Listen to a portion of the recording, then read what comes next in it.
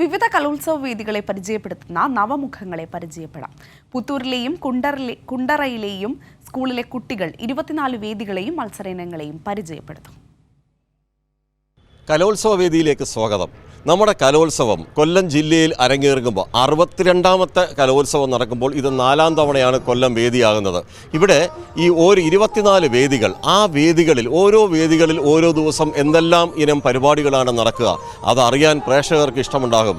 അത് നമ്മുടെ വിക്ടേഴ്സ് ചാനലിലൂടെ, നമ്മുടെ ഗവൺമെൻറ്റിൻ്റെ വിദ്യാഭ്യാസ വകുപ്പിൻ്റെ ആ ചാനലിലൂടെ നമ്മുടെ ഈ കൊച്ചു കലാകാരികൾ, സുന്ദരന്മാർ ഇവരെല്ലാം ഇവിടെ വന്നിട്ടുണ്ട്. ഇവർ പുത്തൂരിലെയും കുണ്ടറയിലെയും വിദ്യാർത്ഥികളാണ്. മക്കളെ, നിങ്ങളെ എങ്ങനെയാണിത് പ്രസൻറ്റ് ചെയ്യുന്നതെന്ന് പറയാമോ?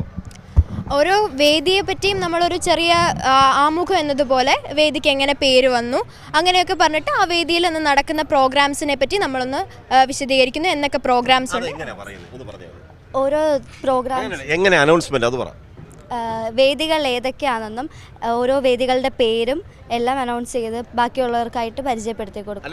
അത് എങ്ങനെയാണ് പരിചയപ്പെടുത്തുന്നത് പറ. അത് നിങ്ങൾ എങ്ങനെയാണ് പ്രസന്റ് ചെയ്യാൻ പോകുന്നത് അത് പറയൂ. ഞാൻ പരിചയപ്പെടുന്നത് വേദി 6 അപ്പം തിരുനെല്ലൂർ കരുണാകരൻ സ്മൃതി വേദി 6.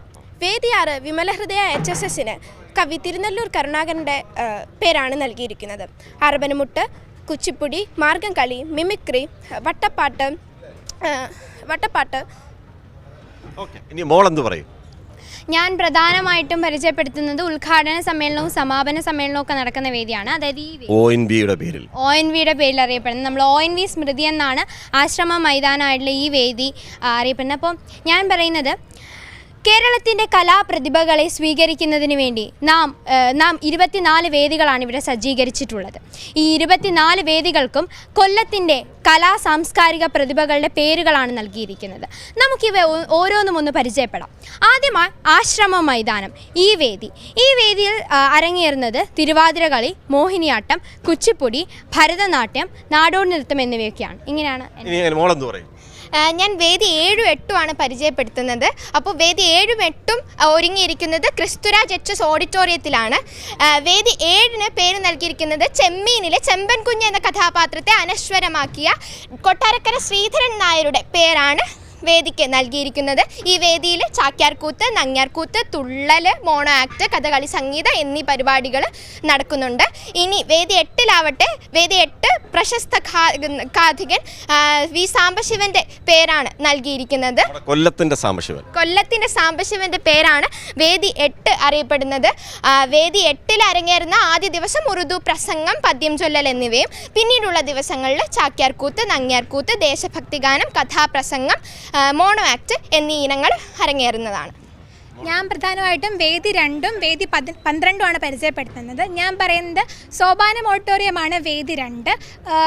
അവിടെ പ്രധാനമായും നടക്കുന്നത് സംസ്കൃത നാടകം, ചവിട്ട് നാടകം, വട്ടപ്പാട്ട്, പരിചയമുട്ടി തുടങ്ങിയവയാണ്. വേദി 11 പ്രമുഖ കവിയായ പത്മനാഭക്കുറുപ്പിൻ്റെ പേരിലാണ് അറിയപ്പെടുന്നത്. അവിടെ 4 മുതൽ 8 വരെയുള്ള ദിവസങ്ങളാണ് പ്രോഗ്രാംസ് ഉണ്ടായിരിക്കുന്നത്. അവിടെ പ്രധാനമായും അഷ്ടപതി, അക്ഷരശ്ലോകം, സംസ്കൃത പാഠകം, സംസ്കൃതം സെമിനാർ, പദ്യം ചൊല്ലൽ, സംഘഗാനം, വന്ദേ മാതരം, ഗാനാലാപനം തുടങ്ങിയവയാണ് നടക്കുന്നത്.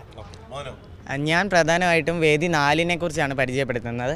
നമ്മുടെ മലയാള ചലച്ചിത്ര രംഗത്തെ അനശ്വര നടനായ ജയൻ്റെ പേരിലാണ് പഴയ സൂപ്പർ സ്റ്റാർ ജയൻ. അതെ, ആ ജയൻ്റെ പേരിലാണ് C Keshavan memorial town hall അറിയപ്പെടുന്നത്. ആ വേദിയിൽ 3 ദിവസങ്ങളിലാണ് മത്സര ഇനങ്ങൾ നടക്കുക. 3 ദിവസങ്ങളിലായി ഭരതനാട്യം, നാടോടി നൃത്തം, ഒപ്പന, കോൽകളി എന്നീ ഇനങ്ങളാണ് അവിടെ നടക്കുക. ജനുവരി 7, 8 എന്നീ തീയതികളിൽ ആ വേദിയിൽ മത്സരങ്ങളൊന്നും ഉണ്ടായിരിക്കുന്നതല്ല. ഞാൻ പരിചയപ്പെടുത്തുന്നത് വേദി 19 എന്ന നമ്പരാണ്.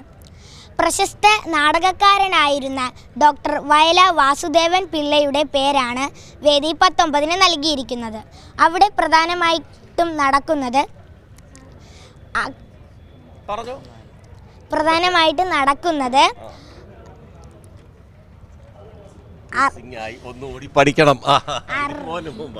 വേദി 9 ചവറ പാർക്കുട്ടി സ്മൃതി.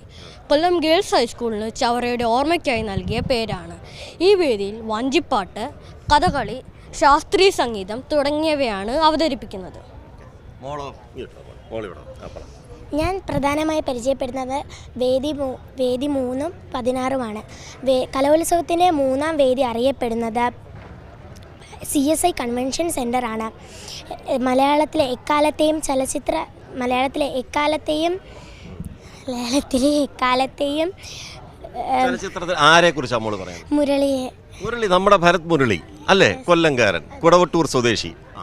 മുരളിയുടെ പേരിലാണ് പേരിലാണ് വേദി 3 അറിയപ്പെടുന്നത്. കുച്ചിപ്പൊടി ഭരതനാട്യം നാടോടി നൃത്തം എന്നിവ വേദി 3 അറിയപ്പെടും. വേദി 16 കുറിച്ച് പറയുകയാണെങ്കിൽ വേദി 16 ഇങ്ങനെ ടി വിയിൽ പ്രസന്റ് ചെയ്യുമ്പോൾ ഇനി മോളത് ഇപ്പോൾ യാതൊരു ടെൻഷനും വേണ്ട, ഇതൊക്കെ സ്വാഭാവികമായിട്ടുള്ളതാണ്. ഓക്കെ. അപ്പോൾ നമ്മൾ ഇവിടെ നമ്മുടെ ഈ ചുണക്കുട്ടികൾ സുന്ദരിയും സുന്ദരന്മാരും നാളെ വ്യക്തമായിട്ട് ഇങ്ങനെയൊന്നും അല്ല, അവരിനി ഇത് ചാനലിന് മുമ്പിലേക്ക് വിക്ടറിലേക്ക് അത് പ്രസൻറ്റ് ചെയ്യുന്ന സമയത്ത് മനോഹരമായി ചെയ്യുമെന്ന് നമുക്ക് പ്രതീക്ഷിക്കാം.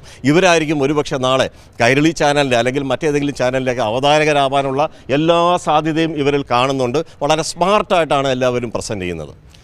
ആശ്രാമത്തെ ONV കുറിപ്പ് അവിടുത്തെ ആ ഒരു പിന്നെ 1ാം വേദിയിൽ നിന്ന് ക്യാമറമാൻ അയ്യപ്പദേവിനൊപ്പം രാജ്കുമാർ.